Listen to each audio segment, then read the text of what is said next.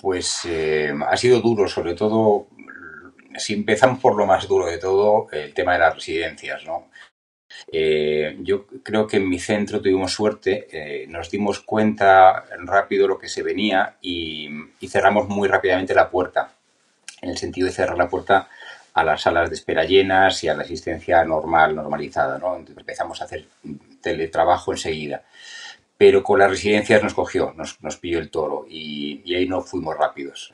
No fuimos rápidos porque, claro, no dependen de nosotros directamente, ¿no? Tenemos 3 residencias en el cupo, una grande de 100 residentes y 2 pequeñas de 30, que son 2 chalecitos adaptados, y enseguida empezó a morir gente, ¿no? Entonces, no sabíamos qué hacer, no sabíamos cómo ayudar. Nos presentamos todos los días, íbamos a la residencia, intentábamos dar asesoría técnica, pero se murió muy rápido mucha gente, ¿no? Y conseguimos armar coordinaciones, pero ya cuando teníamos un 20% menos de ancianos en las residencias, ¿no? Entonces ha sido quizá lo más duro. Lo demás, por la gente más joven o menos, no en grupo de riesgo, ha sido más sencillo, porque hemos visto mucho caso con síntomas leves, que afortunadamente han sido eso, mucho caso con síntomas leves. Algunos se complicaban, son los que hemos tenido que mandar a hospital y son los que ha habido neumonía y más sintomatología, pero hemos tenido menos bajas afortunadamente con el resto de la población no institucionalizada, ¿no? Entonces, ha sido una avalancha porque nos pilló el toro a todos, yo el primero, ¿no? Yo cuando veía los datos de China, yo a mis propios pacientes, por mi blog, por mis redes sociales, trataba de tranquilizar, ¿no? Con los datos de China parecía que iba a ser una gripe más, ¿no? Efectivamente, con esos números iniciales, viendo la mortalidad relativa en un país de 1.500 millones, pues digo, esto no te os preocupéis, no va a pasar nada. Pero efectivamente no eran datos de calidad, como estamos viendo, ¿no? No quiero utilizar la terminología verdad-mentira, vamos a dejar de decir que no eran datos de calidad. Y aquí cuando nos cayó el tema, sobre todo en España, Italia, como tú sabes perfectamente, con la realidad que tenemos de ser sociedades muy abiertas que dependen del turismo, con mucho movimiento de población, y por otra parte sociedades del sur de Europa muy envejecidas, pues claro, se juntó el hambre con las ganas de comer, ¿no? En China tuvieron mortalidades más pequeñas, pero porque no tienen tantísimo anciano como tenemos aquí, entre otras cosas, ¿no? Y ha sido quizás lo más complejo, ¿no? Porque esa gestión nadie la preveía. Las residencias no tenían mascarilla ni siquiera, ¿no? Yo tuve que robar un poco de las propias del centro de salud y dárselas a ellos. No tenían nada, ¿no? Luego, poco a poco, sí, hemos empezado a coordinar la sociedad civil, a hacer medicina comunitaria, coordinar el ayuntamiento, voluntarios, protección civil, bueno, en fin, ya ha mejorado el tema, ¿no? Pero, bueno, hemos tenido que improvisar. Improvisar porque nuestra obligación era ir 3 pasos por delante que el Ministerio o que la Consejería de Sanidad de Madrid, que como grandes instituciones son muy pesadas, muy lentas y con mucha inercia, ¿no? Y bueno, en eso quizás sí, bueno, yo me siento que sí hemos podido ser ágiles, ¿no? Hemos podido dar algún paso, aunque claro, con muy poquito fuerza, ¿no? Sin medidas de protección porque no podíamos inventarlas. Bueno, las hemos inventado, nos hemos puesto cosas de plástico, hemos pedido ayuda a la comunidad y nos han dado pantallas de plástico hechas por impresora láser, impresora 3D, etcétera, ¿no? Entonces, con creatividad. Lo que discrimina en las sociedades es su capacidad de adaptación, como han discriminado en todas las épocas, ¿no? El Imperio Romano cayó porque no fue capaz de adaptarse. Entonces, ¿qué ocurre hoy en Europa, ¿no? O en España? Pues yo creo que uno de los mejores intelectuales fue Bauman, ¿no? Con su modernidad líquida. Las instituciones sólidas que tenemos construidas con muchísimo esfuerzo, con muchísima sangre, sudor y lágrimas en Europa, son sólidas. Entonces eso tiene sus ventajas y sus desventajas. Aquí se está viendo que a la hora de adaptarse, una institución muy grande, muy sólida, con mucha burocracia, con mucho protocolo, con mucha inercia, no tiene capacidad, ¿no? Entonces, el reto está en cómo construir, cómo adaptar esas instituciones, ¿no? Cómo adaptar la educación, cómo adaptar la sanidad, cómo adaptar los canales de políticos de un Estado, cómo adaptar las grandes instituciones, ¿no? La justicia, etcétera, ¿no? Y ahí creo que es un gran reto de pensamiento para todos, una gran reflexión para todos. Y si de algo puede servir estar confinados tanto tiempo en casa, aparte de ver series o entretenernos, puede ser pensar esto, repensar las cosas, ¿no? Cómo poder dar mejor servicio, cómo poder, dentro de nuestros trabajos, dentro de cada cual su función, cómo poder generar valor con más capacidad de comunicación, más capacidad de flexibilidad, ¿no?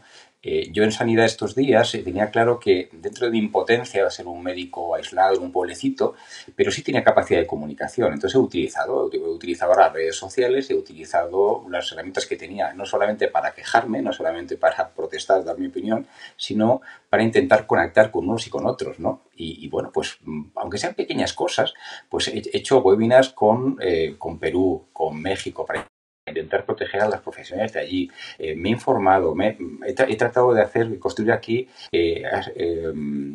proyectos que están poniendo conocimiento a una velocidad rapidísima en las manos de los profesionales, etcétera, ¿no? Y quiero decir, si un inundi como yo, que estoy en un pueblo, que soy un médico muy básico, puede hacer cosas, pues cualquier profesional sanitario puede hacerlas y cualquier profesional en cualquier sitio que esté, ¿no? Yo creo que ahí sí que tenemos capacidad de respuesta, ¿no? Y es fundamental, porque como digo, las instituciones van a ir siempre un paso o dos pasos por detrás, ¿no? Eh, ¿Esta va a ser la última vez que nos van a dejar en offside? No, pues no. Nos van a pillar las cosas porque tal y como tenemos ahora mismo el mundo globalizado y tal y como lo tenemos con la amenaza de los cambios climáticos y los cambios ecológicos que lo tenemos ahí, pues va a haber catástrofes, desgraciadamente, cada dos por tres. El tema es que tendremos que ponernos las botas para prever y tendremos que ponernos las botas para crear estructuras de comunicación, de ingenio, para tratar de salir lo antes posible de los problemas que nos vengan, ¿no?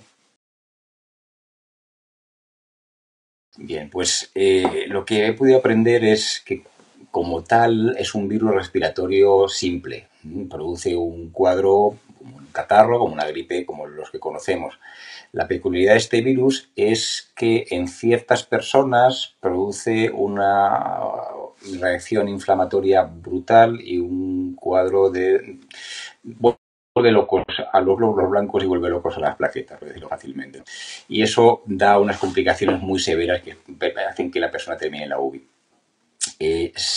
Como tal, el virus es un virus respiratorio que da unos mocos, da fiebre, efectivamente no da gran problema, pero tiene esa peculiaridad, ¿no? Tiene una peculiaridad que en ciertas personas el sistema inmunitario hace una sobrereacción. De hecho, acabo de leer hace un rato un hilo en Twitter muy interesante de un oncólogo que me dice, en mis pacientes inmunodeprimidos no estoy teniendo problemas. Claro, está teniendo problemas porque, curiosamente, personas con la inmunidad muy bajita, esa sobrereacción inmunitaria no está pasando. Claro. Si esto llegamos a saberlo desde el principio, ¿no? Si esto desde los primeros datos chinos lo hubiéramos tenido meridiano, hubiéramos sabido leerlo, pues lógicamente hubiéramos hecho cosas distintas aquí, ¿no? Cosas distintas. Y a lo mejor, no, a toro pasado, como sabemos, dijo, ¿cómo no hicimos tal, no? Pues a lo mejor toda la mortalidad que estamos teniendo se hubiera podido evitar haciendo cosas como dar corticoides o inmunodeprimiendo a la gente o dando fármacos contra la coagulación, por ejemplo. Pero, claro, el tema es que la ciencia es lenta.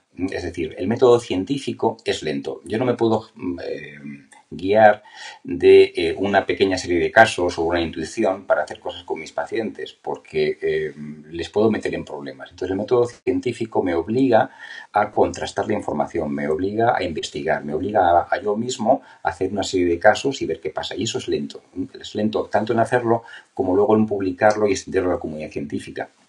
Por eso el tema es que vamos contra el tiempo y hacer las cosas correctamente, como se hace en ciencia, implica meses o un año, cosa que imagínate, no podemos esperar.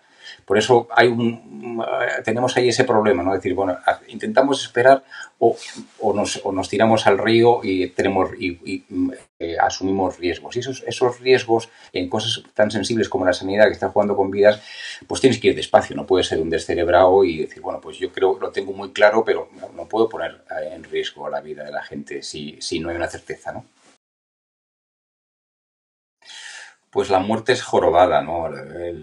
Porque no la vivimos bien. Y ni siquiera los profesionales sanitarios que la tenemos más cerca lo vivimos bien, ¿no? Cuando se nos pone un paciente en atención primaria, son personas que conocemos desde muchos años, ¿no? Gente pues que continuamente hemos visto, que conocemos su familia, conocemos bien, ¿no? Nos cuesta porque lógicamente bueno, es una pérdida y es una pérdida que sentimos porque hay una relación ahí. Cuando las pérdidas se multiplican, como pasa ahora, lógicamente eso nos pone en un brete porque tenemos a flor de piel esos sentimientos mezclados con otros, como puede ser el miedo de como sanitario tenemos, lógicamente, al contagio o a tener una complicación, el miedo que tenemos a poder llevar ese contagio a nuestros familiares o, bueno. Entonces, hay una mezcla de sentimientos ahí que nos tensan, ¿no? Yo estos días, hablando con mis compañeros, llegamos agotados a casa porque te notas trabajando en esa tensión permanente, ¿no? Y luego el problema de que no te lo puedes quitar de la cabeza. Como tú sabes, ¿verdad? Llegas a casa o estás en casa y sigues con el rum porque estás recibiendo noticias, estás recibiendo input, nuestras redes en WhatsApp personales bombardeando con el tema, ¿no? Entonces yo creo que aquí yo lo que trato de aplicarme a mí, y bueno, pues el animar es un poco a desconectar ahí, ¿no? Quitar un poquito de televisión, quitar un poquito de redes sociales, dejarnos ratos de silencio, de música, de lo que queramos meter, ¿no? Y poner el foco en otras cosas, ¿no? Poner el foco en otras cosas. Y yo creo que es importante porque esto es un tema de fondo. Ahora estamos viviendo una curva impresionante con todo muy... Pero que esto nos va a durar, ¿no? Y tenemos que cuidarnos todos mucho. Y yo creo que como sociedad es importante ese cuidado, ¿no? Estamos ahora mismo un poco intoxicados de información, infoxicados de información negativa, ¿no? Hay mucho miedo. Estamos viendo que a nivel político o los responsables que dan una imagen mediática de la sociedad, pues hay un ejemplo que es muy bueno, ¿no? En vez de haber una unidad o en vez de haber una tranquilización o una normalización, pues claro, el miedo te hace atacar o te hace decir cosas o te hace tener comportamientos que además se ven enseguida, la gente se da cuenta, ¿no? Que hay cosas que son incorrectas y aunque el político no tenga todo la mano, pero sí tiene siempre la potestad de poder dialogar, de poder tranquilizar, de poder decir, bueno, vamos a ver un poco, ¿no? Y eso no lo estamos viendo. Hay que tratar entonces de buscar un poco la serenidad por nuestra parte, ¿no? A nivel personal y cuidarnos mucho ahí, porque como digo, estamos hablando de una cosa que va a ser larga y que va a producir muchas secuelas, porque qué duda cabe que el confinamiento social erosiona las relaciones sociales, ¿no? De todos, ¿no? Y de los más mayores, de los niños, de los adultos, ¿no? Y eso tenemos que cuidárnoslo porque es como si nos quemáramos. Imagínate cuando te quemas en verano, estás achamuscado, tenemos que poner mucha cremita, ¿no? Ahora tenemos todo, yo creo que afectivamente y psicológicamente, una sociedad chamuscada, ¿no? Y hay que calmarla, hay que tranquilizarla, ¿no? Con esto que estamos viviendo es un desastre, pero es un desastre que, bueno, va a matar gente, está matando gente y eso es una pena, pero va a matar mucha menos gente de la que está muriendo hoy en día de diarrea en el mundo, ¿no? O de hambre en el mundo, o en enfermedades de la gente pobre en el mundo, ¿no? O por tráfico, ¿no? Morirá mucha más gente por problemas de tráfico este año que por coronavirus, ¿no? Entonces, bueno, hay que poner en contexto un poco el tema, ¿no? Y darnos crema, decir, bueno, si nos sentimos mal, si sentimos miedo, es normal, afortunadamente estamos vivos y podemos sentir, ¿no? Es normal, y desde ahí construyamos, ¿no? Intentamos construir y saquemos un poquito también el punto de humor o el punto de magia, ¿no? Todo el mundo se puede poner una velita por la noche y tomarte una cervecita tú solo con la persona que quieres, o todo el mundo puede hacer un chiste, o vamos a bailar y ponemos música y bailamos con los niños, ¿no? Yo creo que esa magia, esa medicina, como me acuerdo ahora mismo de los indios americanos, la buena medicina, ¿no? Sustantan, los pueblos un poco primigenios. Hay que volver a eso ahora, ¿no? Estamos pasados de mente, y cuando uno se pasa de mente, pues el ser de mente te hace entrar en locura, ¿no? Hay que apagar un poquito la mente y, bueno, y abrirse más. Y aquí quizá también replantearnos, como te decía al principio, cosas como sociedad. Replantearnos ¿dónde está el desastre? ¿El desastre es el virus o el desastre es que nos hemos olvidado quiénes somos los seres humanos? Que nos hemos deshumanizado, hemos perdido el foco de nuestras sociedades. Estamos permitiendo que los ancianos vivan como viven, encerrados. Estamos permitiendo que nuestros niños lleven un mes y pico encerrados. No podemos hacer eso. no podemos permitirnos esas cosas, ¿no? Pues esa reflexión, esa toma de conciencia, si consiguiéramos que fuera grande, que no fueran 5 intelectuales los que piensan, sino que fuéramos todos pensando un poco, pues creo que sí podría ser muy positivo y sí podría ser una buena vacuna. Porque el gran desastre, el gran peligro no es el coronavirus SARS-CoV-2. El gran desastre es que el ser humano, por nuestra incompetencia, egoísmo y nuestra forma de ser, estamos quemando un planeta completamente. Ese es el desastre, ¿no? Entonces, ver cómo poder salir de ahí, y eso me temo que no va a ser el de arriba el que nos lo tiene que decir, no va a funcionar, ¿no? Eso nos damos cuenta todos y empezamos a plantear propuestas sociales, o este planeta, pues de alguna manera se va a rebotar con nosotros, y quizá este tipo de tips, este tipo de pistas que estamos viendo ahora, pues no sea un ejemplo, ¿no? Yo creo que los siguientes meses habrá que acostumbrarse a hacer una vida social con distancia, cosa que otros países lo tienen más fácil. Aquí en el sur de Europa lo tenemos más difícil, porque somos culturas de calle, somos culturas de contacto, de abrazo, de bar, entonces, pero tenemos que acostumbrarnos y creo que lo haremos bien. Al final, pues en vez de estar dentro del bar, pues habrá que estar en la terracita y separar más las sillas. Lo haremos bien.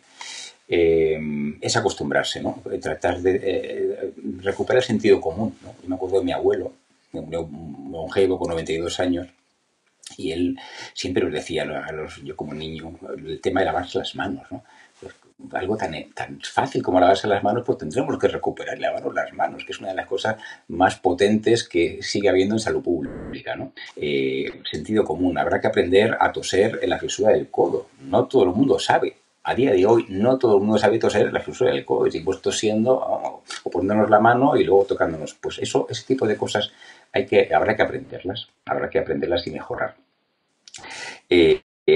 Habrá que aprender al lugar del puesto de trabajo, pues a lo mejor, aparte del encargado de limpieza, pues me va a tocar a mí también, cada vez que yo llegue a mi puesto de trabajo, limpiar mi ordenador un poquito con lejía, y limpiar mi mesa, pues mejorar en cuestiones de higiene y salud pública elementales, ¿no? Entonces yo creo que eso es lo que nos va a tocar. Efectivamente la vacuna vendrá, y vendrá el año que viene, y nos iremos relajando, y esto nos parecerá una pesadilla y al final lo olvidaremos. Lo que no deberíamos olvidar son estas cosas de urbanidad y de sentido común, de seguir lavándonos las manos cuando lleguemos a casa, de seguir lavándonos,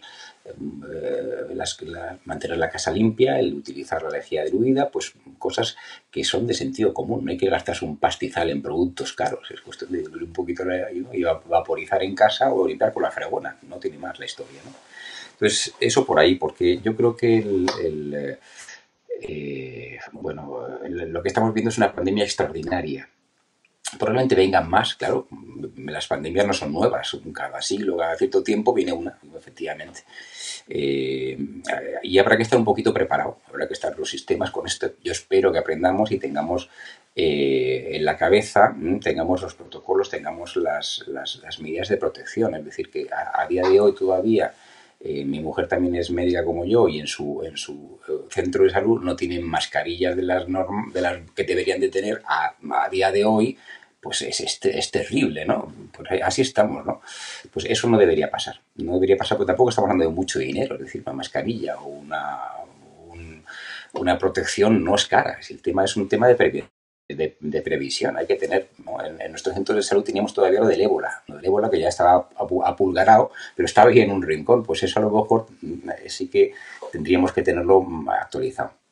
Y sobre todo, como digo, si ponemos la vista en el futuro, lo que yo pediría es no poner solamente el foco en este virus en concreto, sino en por qué ha venido este virus, ¿no? En ir un poquito a las causas de las causas, ¿no? Es decir, si maltratamos el planeta, si eliminamos especies biológicas, va a ser más fácil que virus de animales salten al hombre y ataquen al ser humano. Entonces, eso, la única manera de balancearlo es ir a la causa y tratar de que no se pierdan especies, tratar de que nuestro impacto ambiental no sea tan severo como está siendo. Y eso sí que va a ser complejo, porque va a implicar una dinámica de decrecimiento, va a implicar una dinámica de tener menos impacto, y es una dinámica real. Es decir, yo estos días me ha tocado ir a trabajar y he visto la diferencia que hay cuando todo está vacío y no hay coches, a la diferencia que cuando estamos todos conduciendo. ¿No? Estamos en un sistema social que depende del coche, depende del petróleo. Y cambiar eso no va a ser fácil. Pero por lo menos tenemos que pensar, tenemos que vernos a nosotros. ¿Cómo me vería yo sin coche? ¿No? ¿Cómo me vería yo con una vida con menos impacto? ¿No? Y desde ahí tratar de construir, porque no es fácil dar propuestas políticas a esto. Es decir, el crecimiento genera votos, el decrecimiento no los genera. Nadie va a votar a un político que le va a decir que le va a quitar el coche, ¿no?